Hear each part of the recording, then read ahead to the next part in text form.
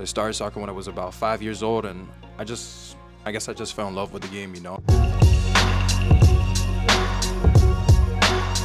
was 14 years old. I moved to Belgium, and she decided to come with me in Belgium. I wouldn't be where I am today without them. Going back to Kansas City, being able to play, get the call back again with Canadian national team after 4 years not being called up. Look at how far we're coming from. Just got to recenter yourself a little bit. Try to remember that, yeah, at the end of the day, we're lucky to do what we're doing. For my time, there was not even Montreal Academy, like a lot of big opportunities for guys, that want to do something. But it's changing, it's going to evolve, and I think there's only great things that are going to come for the future in here. Just got to be grateful for what we actually have already and live the moment.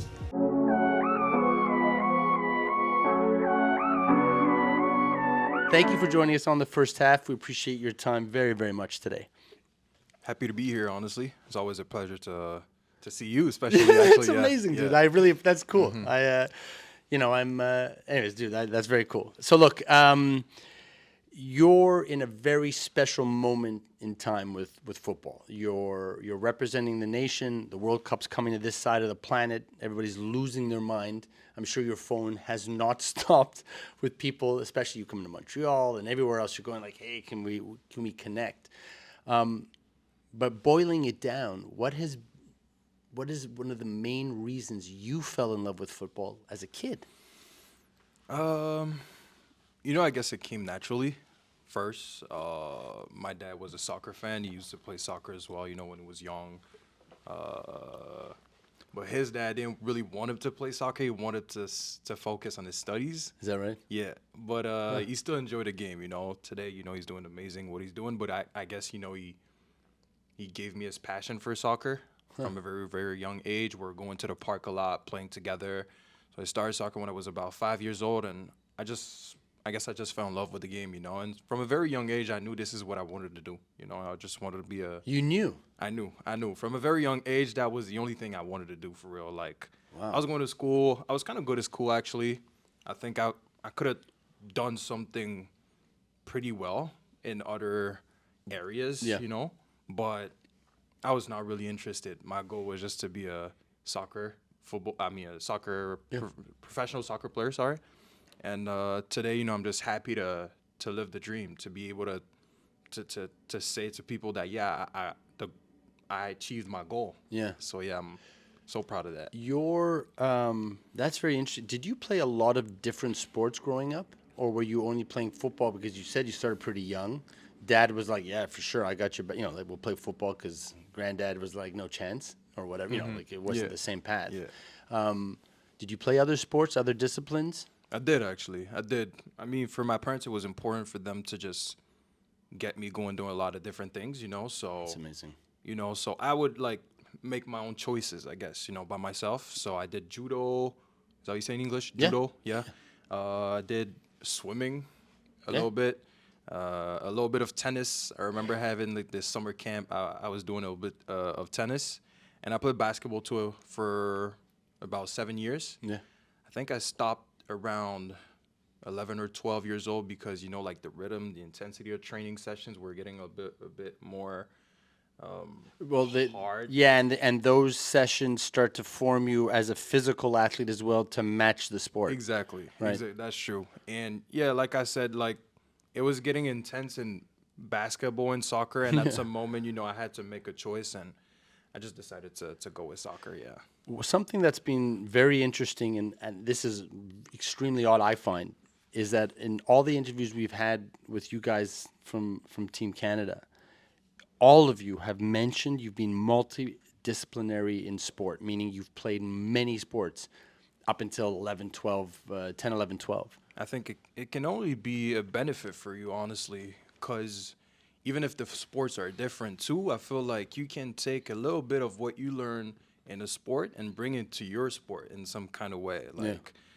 I don't know, for example, you play basketball, and I don't know, maybe because your eyes are always up there looking everywhere, so I guess it give you a good vision of the field. Yeah. When I did some swimming, of course, it's going to help your cardio. So every little thing that you're going to do outside your discipline, I think it can actually be like a big benefit. Yeah. Exactly. Yeah, and actually then you can use that as supplemental training in your week as a pro, which might give you an advantage that somebody might not use because they don't know how to, like, they don't do that. Yeah, for sure, for sure. Yeah. Family, community. How important was that and is that on your path right now? I mean, I don't think without them, I would have been. No, it's not. I don't think. Sorry, I wouldn't be where I am today without them. That would have been impossible. I'm really grateful for everybody, like in my family, especially for example my grandma.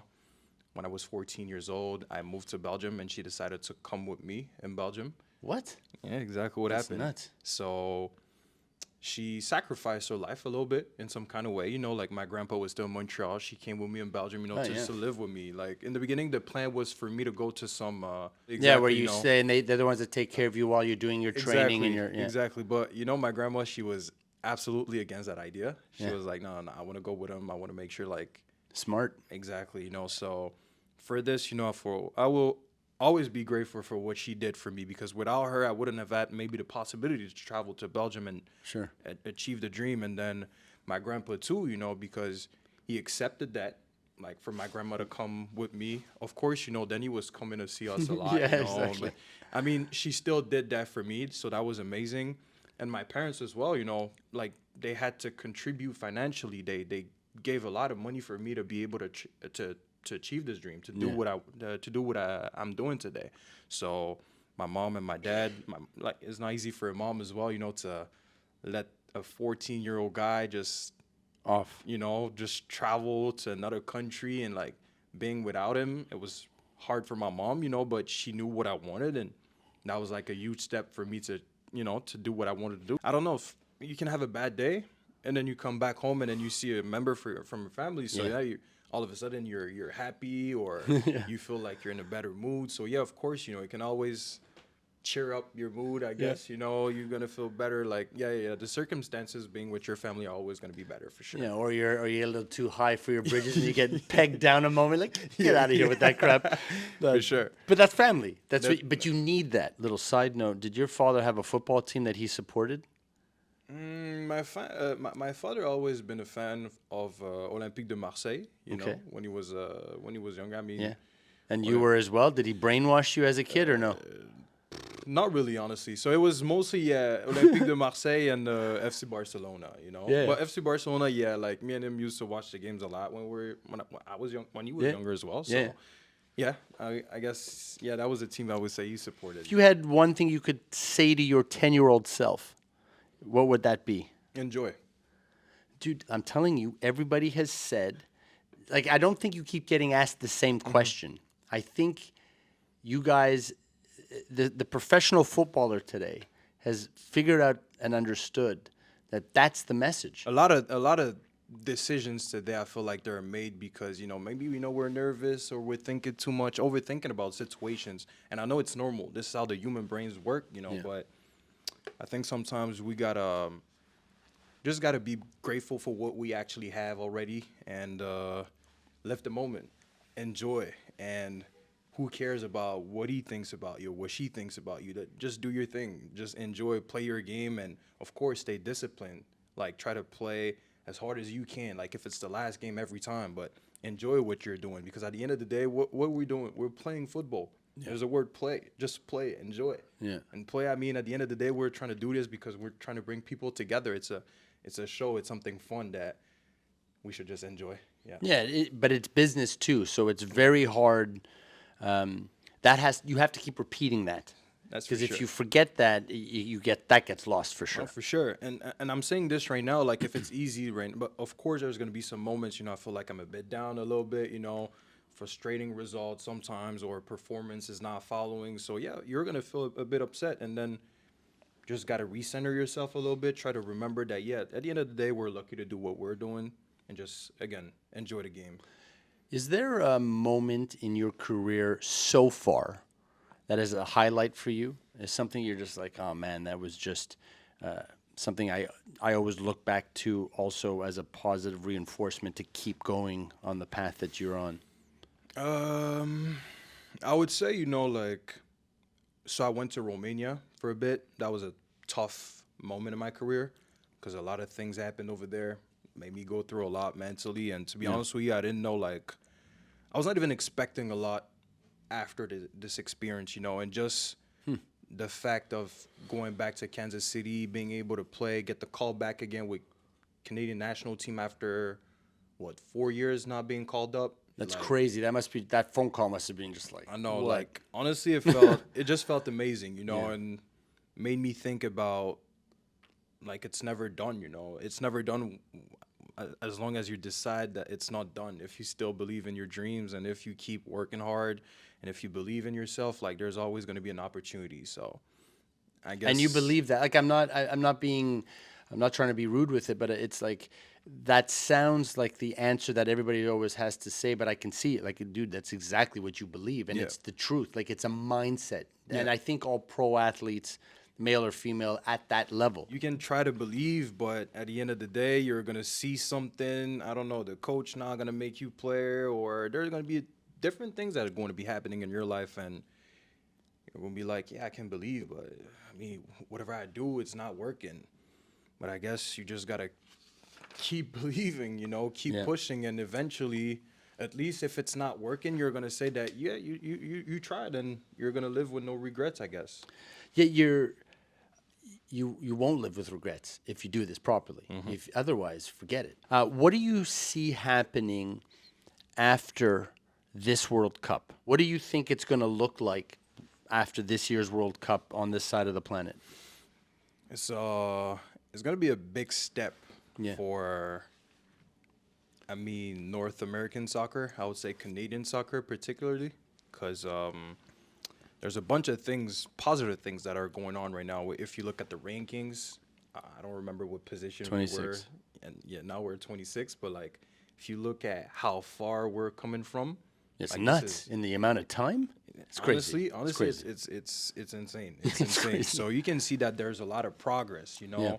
You see there a lot of amazing players in our team as well, that a lot of young kids out there, they're looking up to them.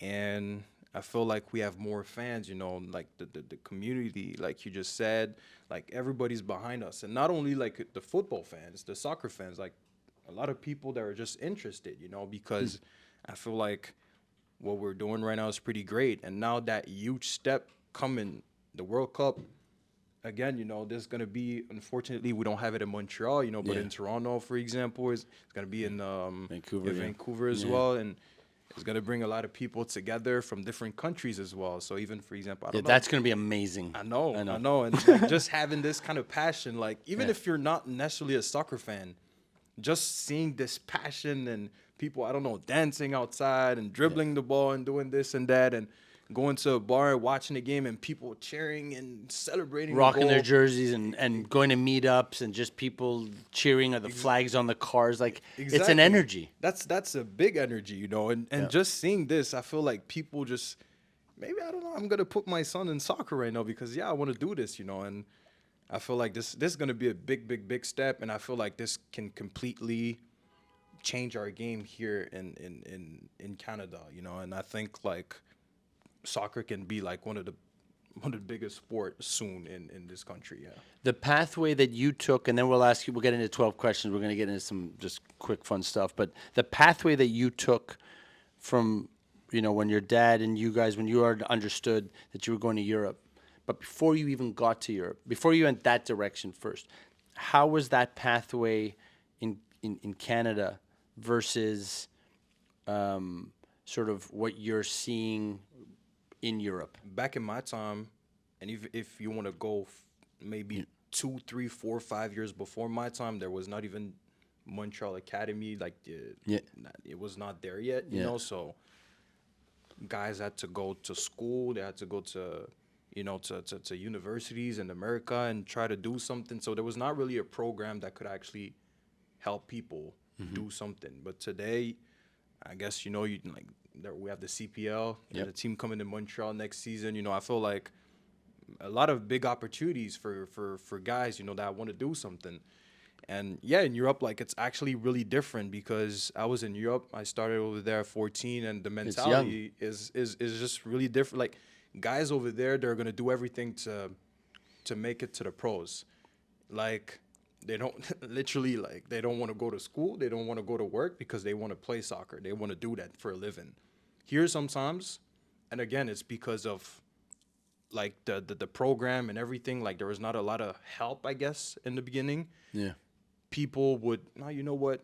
I'm not gonna go to practice today. I'm just gonna go work. Do something else. Yeah. Yeah, I'm gonna go study. It's not important, and that's the big difference. And I think right now, it's gonna start changing a little bit with all the things that are getting set, for us and for the football community.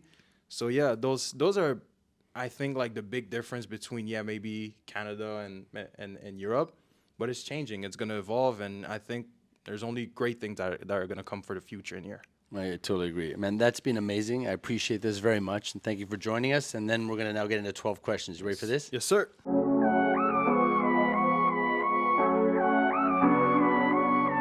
Questions. You ready to go? Let's go. Number 1. Yep. What is your favorite film? Harry Potter. Number 2. What is your favorite song or band? Song or band? Oh, that's a hard one. Let's say Stromae. Nice. Stromae, Papa Outé, Formidable, L'Enfer. Alors on danse. Yeah. Oh, yeah, dude, I'm ready. Hello, on dance. Doo-doo. Doo-doo-doo. Okay, number 3. Favorite sports team? I'll say FC Barcelona. Number 4. Favorite athlete, dead or alive? I admire a lot Cristiano Ronaldo. What's your favorite food? I would say Ndole. This is a Cameroonian dish. Dole? Ndole. Yeah. Ndole. Lundole. Ndole. Exactly. I don't know what it is, but it sounds delicious. Everything It sounds. is. I love food. It is. Favorite drink, alcoholic and non-alcoholic? I don't drink alcohol. I never had a drink in my whole life. But root beer. Root beer is delicious. Root beer. It's got to be cold. It's got to be cold. It got to be cold. like freezing. Freezing Yeah, ice. totally. Yeah. Ice. I totally agree. Number 7. What would be the one thing you would buy if you won the lottery? Big lottery too, huh? The money is endless. Big lottery? Big, huge.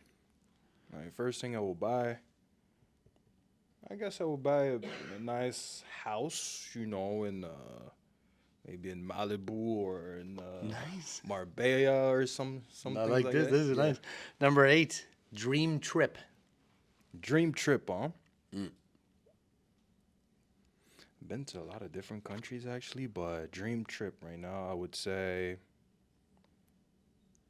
Because you're on vacation, man. It's a trip. So you're chilling, you're checking stuff out, you're eating, I would say maybe Hawaii. Beautiful. Hawaii, yeah. Number 9. How do you deal with stress? Stress, bunch of different things. I say honestly, I like to go walk outside and listen to music again to recenter myself a little bit. Yeah, nice. Now the naughty question on the list: pajamas or no pajamas? Pajamas. That was quick. Okay, number. I thought you were a little wild. Number 11. What is your favorite fashion brand at the moment? Fashion brand, I would say Louis V. Number 12. Name one thing you cannot live without.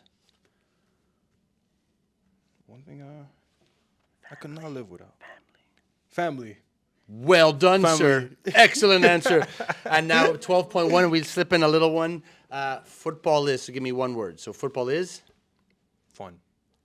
Love it. Thank you so much for joining us today. It was a pleasure. Amazing. Pleasure to be here. Thanks.